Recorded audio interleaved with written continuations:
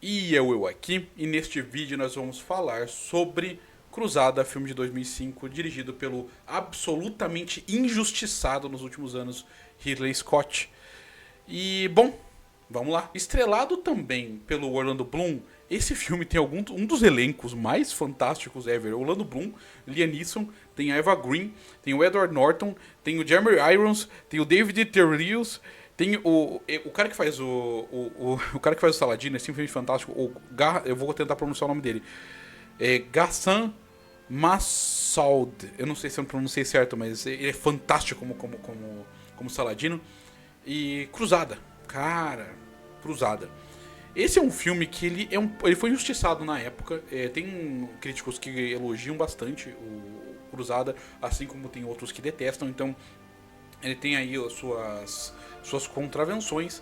Mas qual que é a premissa desse filme? Existe o Godfrey, que é um lord. Ele vai viajar para mais uma cruzada dentro do Oriente Médio. E nessa viagem até Jerusalém, ele vai passar por um lugar onde ele tem um filho bastardo que também é o único filho dele. E nesse caminho ele pretende não só legitimar o filho dele, como também dar um propósito para a vida do filho dele, que tá uma droga e tudo mais. Esse filho é o Orlando Bloom, né, o protagonista do filme. O que cara, é diferente. Eu não esperaria isso, né? Isso é bem realista. E uma coisa que eu tenho que dizer sobre esse filme em geral é que os figurinos, eles me parecem muito fidedignos. De todo mundo, assim. Eu não vou dizer que é 100% fidedigno, porque tá aí seria demais da minha parte dizer que eu estudei tanto nos mínimos detalhes, né, as roupas de todo mundo. Mas são figurinos realmente, você compra a ideia. Diferente, por exemplo, do que eu comentei em Coração Valente, em que você equivale os figurinos diferentes da ficção histórica a uma questão de você ter identificação automática com o contexto, né, com o conceito do escocês. Aqui não, aqui você não precisa da identificação automática porque é tudo muito genuíno, é sinistramente verdade isso. Então, isso acontece.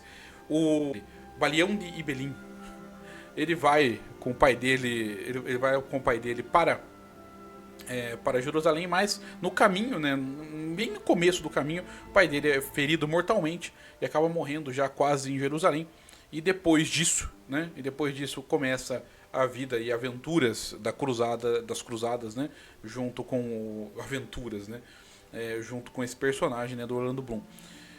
E bom, cara, o que dizer sobre esse filme? Esse filme ele tem um conceito que é muito diferente, eu diria, da maioria das formas de contar história, sempre, porque não tem um mega arco. Tipo, o protagonista ele não tem um grande objetivo final. Ele não tem sabe, ele não tem um ponto final, ele também não tem uma grande vingança, ele tá vivendo as coisas que estão acontecendo na região e vai reagindo de acordo. Ele é um personagem razoavelmente reativo nesse sentido, né? E as coisas vão acontecendo ali em volta dele. Então é uma coisa de contar história aqui que é diferente do que eu esperaria para esse tipo de filme. Geralmente a gente vai só pro lado grandioso. E aqui a gente vai para um lado bem intimista em muitos momentos, sem deixar de lado que tem combates, que tem lutas de espada, que tem violência bruta e tudo mais. E sem colocar de lado também os efeitos, né? Os efeitos visuais, principalmente quando tratados de forma realista, tratados de forma, como que eu falo, prática, eles são muito bem feitos. São efeitos bem interessantes. As coreografias de combate também são impressionantemente realistas, comparado à maioria dos filmes do tipo. Lembrando que eu tô analisando um filme, então, tipo assim, eu não tô analisando Rema, que é a batalha de luta medieval, exatamente. Mas considerando os filmes que existem em geral, é um filme muito razoável nesse sentido. E interessante.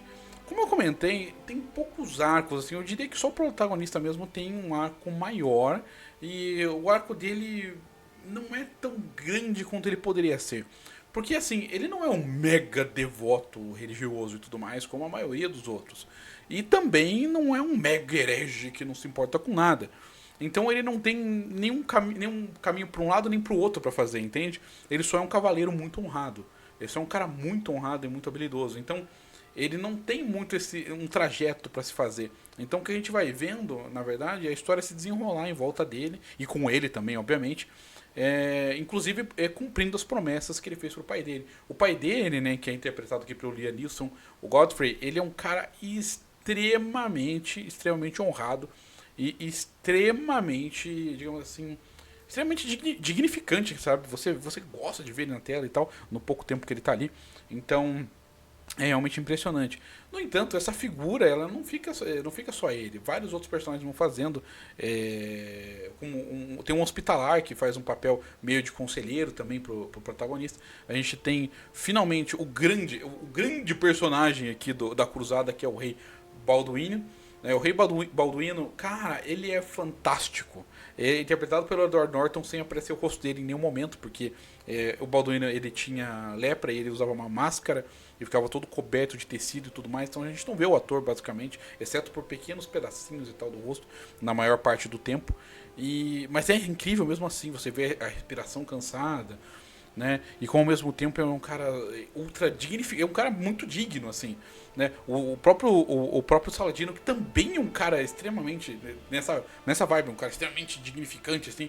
Você vê que eles respeitam, os dois respeitam um ao outro, né? Então é bem interessante ver isso. Ao mesmo tempo, né, que eu gosto bastante desse contar de histórias por esse lado, eu vou fazer essa referência porque eu tenho a crença, né, de que a gente tem que referenciar coisas que a gente tem como apontar para essa coisa, né? Então, aqui no canal eu tenho uma análise sobre o 13º Guerreiro, né, que eu já comentei lá, né, sobre aquele filme. E naquela análise eu falo sobre como o poeta que vai junto com Beowulf e tal pra caçar a fera, né, para caçar o Grandel, né, que no caso ali é uma tribo, mas não importa, pode ver o vídeo lá se você quiser.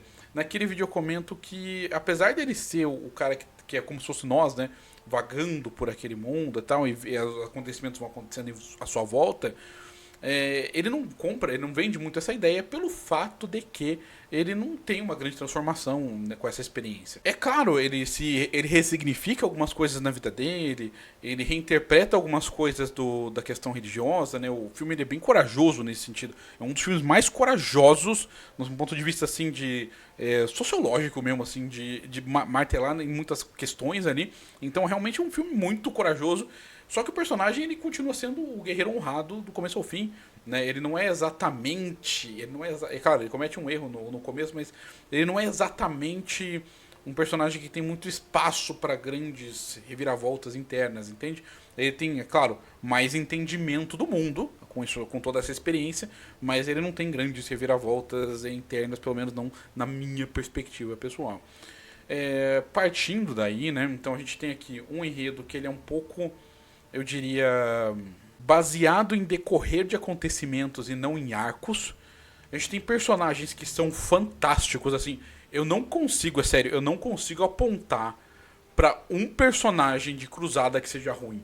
Em algum aspecto, tipo assim, algum aspecto de atuação, a como ele é desenvolvido, a personalidade, a como ele é apresentado. Quando falo desenvolvido aqui no caso, assim, é como a gente entende o personagem e não no sentido de arco, né? Cara, não tem ninguém que eu considere assim que tem algum detalhe que eu possa dizer que tá errado, porque não tem, velho. É muito bem construído todo mundo, assim, tipo, tanto os sarracenos, né, quanto os cruzados, quanto a população geral. Cara, é fantástico, assim, todos esses detalhes em volta, como as coisas vão se caminhando, né, vão se caminhando para o cerco final ali de Jerusalém. Então é realmente um negócio muito bem construído. E como eu comentei, né, em relação a roteiro e falas e tal, é um filme muito corajoso que vai martelar em muitas coisas aí complexas. Então, cara, é fantástico. Por exemplo, uma fala que ficou muito famosa do Saladino falando em um certo momento lá perto do final do filme, que eu não vou comentar aqui, não vou spoiler, mas é realmente muito corajoso, muito impressionante. Tudo que acontece nesse sentido. Agora, se por um lado tudo isso é digno de muitos elogios, como eu comentei, a ausência de um ponto final, a ausência de um arco é meio frustrante, porque dá a impressão, esse tipo de contar de história dá a impressão que teria que ser uma série de livros, entende? Pra você conseguir viver, simplesmente vivendo ali o mundo dali. É como, por exemplo, no Game of Thrones, que tem relatos de coisas, né, nos livros e tal, e as coisas vão acontecendo, e a gente tá meio que em volta assim da história, meio que observando a história acontecendo. Você sente que é um pouco isso aqui, mas com personagens simplesmente fantásticos, com cenas que, cara, arrepia até hoje o Balduino e o Balduino chegando pra conversar com o Saladino depois de uma pequena incursão ali que teve, e os dois exércitos gigantescos assim, dos dois lados ali, os dois resolvendo no diálogo. Eles estão com um exército, tipo assim, os dois estão com os dois maiores exércitos praticamente da história da humanidade, e os dois resolvem o rolê no papo. Tá ligado? Muito da hora. Então, não, pelo único e exclusivo motivo de ter, como eu comentei, uma falta assim de pelo menos um arcozinho de alguma coisa, assim, de pelo menos ter algum personagem. Por exemplo, tem o Godfrey, ele tem um arco, só que um arco que a gente não vê. Entende? Tipo assim, até ele chegar no ponto de querer pegar o filho dele bastardo e tornar o filho dele legítimo, ele tem um arco passado dele que a gente não vê. A gente entende que esse arco aconteceu em algum momento. A gente entende isso muito rápido, assim. Como eu falei, os personagens são construídos. Os personagens são construídos de forma, assim, tipo assim, a perfeição. Mas a gente não tem na tela. A gente não tem na tela esse momento de entendimento, esse clique de alguém, sabe, essa transformação. Então, assim, os personagens, é claro, eles se desenvolvem, mas eles não têm um arco. É difícil explicar isso. Algum dia talvez eu escreva um texto mais elaborado sobre isso, mas eles não têm um mega arco. Eles têm desenvolvimentos em áreas específicas deles que não são grandes reviravoltas, que não são grandes arcos. Né? Não tem outra palavra para utilizar no momento. Então, devido a esse único fatorzinho, é que a minha nota para a Cruzada de 2005 do Ridley Scott é um 9 de 10. Faltou isso aqui para ele conseguir um 10, mas esse é um 9 de 10. Ele tem um ou outro uso de efeitos que é um pouco dúbio, mas mesmo assim, o único detalhe que realmente incomoda assim, um pouquinho na experiência é isso daí. Como eu comentei, os combates são impressionantes, a atenção a detalhes na caracterização é lindo sim de ver o quão bem caracterizado que é. A trilha sonora, ela comenta as cenas muito bem. Eu não diria, novamente, mais um filme daqueles que eu não diria que a trilha sonora me marca tanto. Pode marcar outras pessoas, mas eu acho que ela tem ela tá ali para servir e serve muito bem no que ela se propõe.